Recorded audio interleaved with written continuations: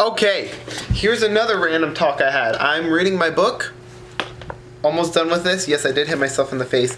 And I was just thinking about boredom and I was thinking about fear. I'm thinking about this whole coronavirus situation. And most people in this world are bored. And I don't get it. How are people bored? I'm going to remove my viewfinder. How are people bored?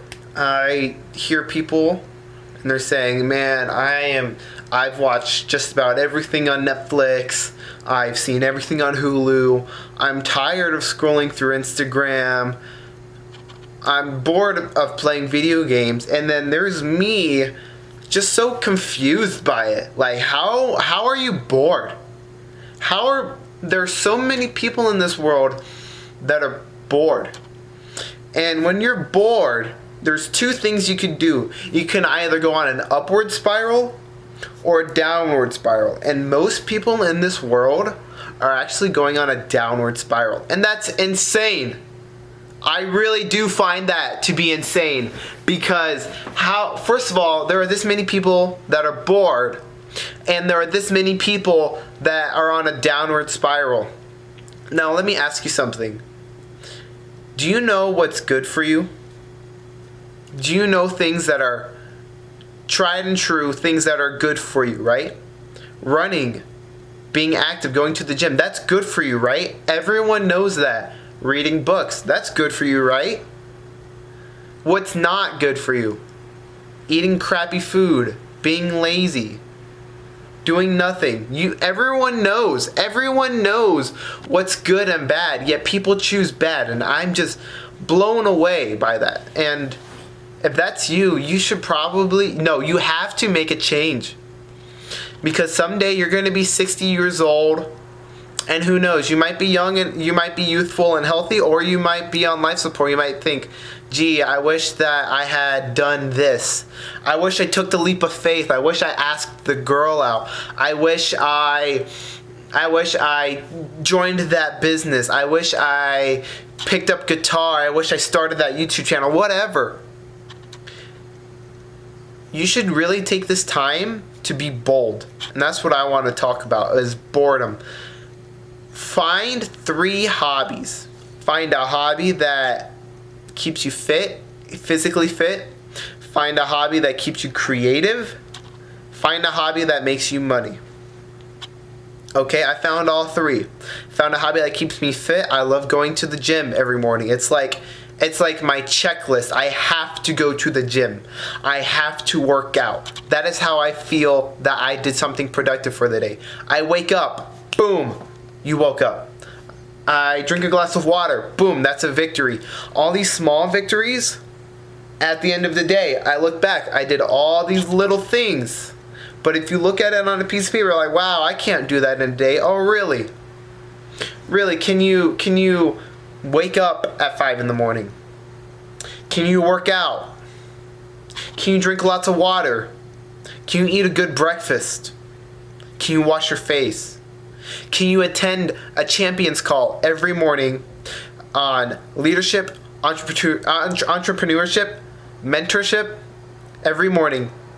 Can you attend a power hour dedicated to trying to reach out to your friends and family, telling them about this product that boosts your immunity, boosts your health, perhaps give them a business opportunity to work from home, to try and change, no, not try, to actually change lives, right? To read a book, challenge of trying to finish a book, and if you're procrastinating, you address that yourself and say, you know what, I don't care what time it is, I'm going to finish this book by the rest of the day. I'm going to finish this book today. I've prolonged it too long. I'm just going to finish it today. That is my challenge. I didn't think about it. I just thought about it as I said it. And you know what? I'm a man of my word. I'm going to finish that book by the end of the day, you know? And you call people. You check in on them. Hey, how you doing? How are you? Are you all right? How's your health? How's your mental health? Are you okay? Is there anything I can do for you? No? Okay. You go on social media, you see people are so in this dark place, and I'm just kind of on the mountaintop looking down like, I'm up here. I have I'm reaching my hand out. Just grab my hand. I'll bring you up here. Please. And people will refuse. People will refuse. It's mind-blowing. And it makes me think of how Jesus is. Jesus has his hand down. He has his hand out saying, grab me. I will save your life. And people say no. And people even smack the hand away. They try and do whatever they can while they're still in the fiery death of the valley. And I read books. I surround myself with things that I enjoy. And what I'm noticing is that I am called to leadership. I am called to be a leader, not just in my community, but in the world, the United States as a whole. I'm called to be a leader of the entire United States. Maybe not president, I don't know. I am called to be a leader in the world. I am called to be like a shepherd among sheep and deliver deliver as many people as I can to Christ. That is part of what I am called to do. Maybe not be a pastor, but there are many other ways.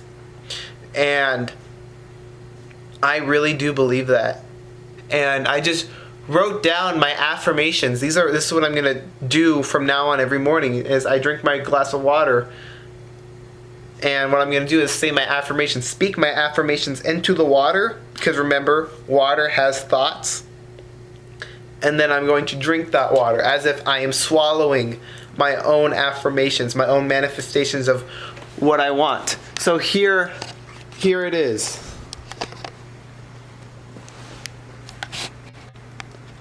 I am a warrior of Christ. I am a champion. I am a dragon.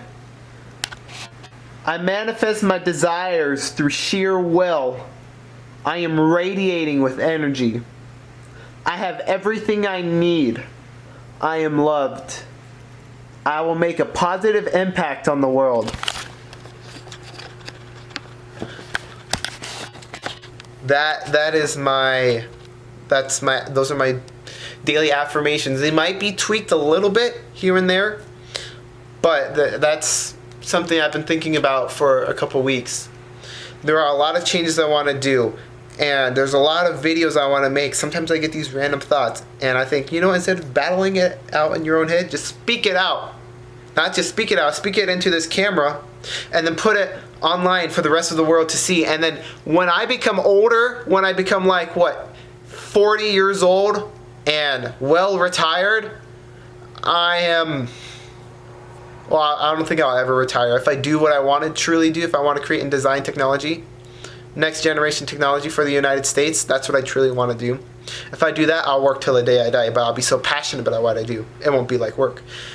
But I'll be 40 years old, billionaire, world leader, motivator, motivational speaker, all that cool whatever stuff. I look back and think, wow, 19-year-old Eric Brown was on the right track. Or maybe, man, if only I could tell Eric Brown something so that he can even propel even further than what he thinks he's doing. I'm doing the best that I can. I'm doing what my father has told me. I'm doing things that my grandfather has told me. I have so many mentors. I'm doing things that people tell me that they wish they had done when they were my age. I'm doing those things. I'm making the right moves. Because I'm not going to be like everyone else. I'm not going to be like the 95%. I'm not going to be a zombie. I'm going to be a character. It's like a movie. I'm the main character in my own movie. Are you going to be in it with me? And what else? That's my thought. I had a thought. Fear. Oh my gosh. Don't let fear control you. Fear is nothing. There will always be fear in everything that you do in life. Driving. There's always fear in driving. Eating. Oh, I might choke. You're not going to choke. You're not going to get in a car crash. You're going to be okay. And once you realize that you've been in a dark place, you don't even have to get in a dark place. Once you've been in a really, really, really dark place and you come out on top, you think, wow, that really wasn't so bad. What else can I do? What else can I do when I'm at a high point instead of a low point? What can I do? And I'm probably at one of the highest points I've ever been, honestly, even with the recession, with the coronavirus. It depends on your outlook. I'm probably at one of the highest points of my life, honestly. And then when this recession is going to be over, it'll be on an even higher place. How high can I go? That's what I think. How successful can I be? How much can I learn? I'm on this drive. It's almost like a game for me. How much can I learn? How much ahead of my age can I be? And that's the thing, like, how to shortcut through life is to get coaching, you know?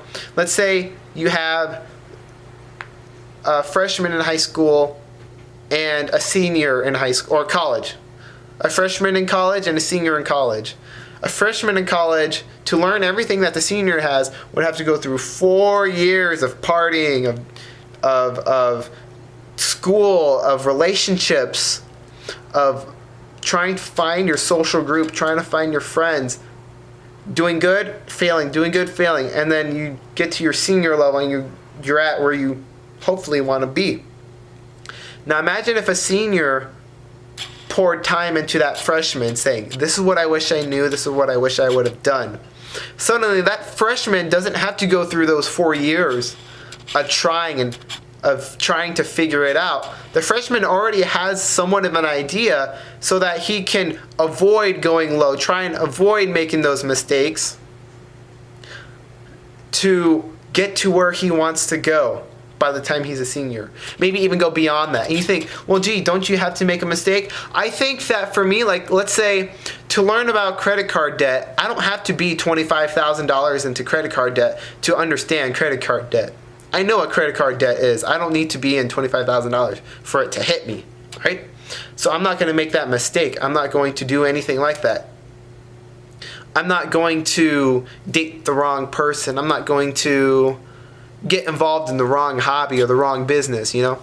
I'm trying to find the right people, and I'm thinking, when I'm 40 years old, where do I want to be in life? Do I want to be like this person or that person? I want to be like that person. I'm going to do what he did so I can get to where he's at by the time I'm 40, or even better, by the time I'm 40, you know? I'm only 19. I'm only 19. Are you kidding me? Just give it like 5 years and you'll see where I've been. After 5 years, just wait. You just wait. You'll see me. Different places. You're going to see me explode. That's all I have to say.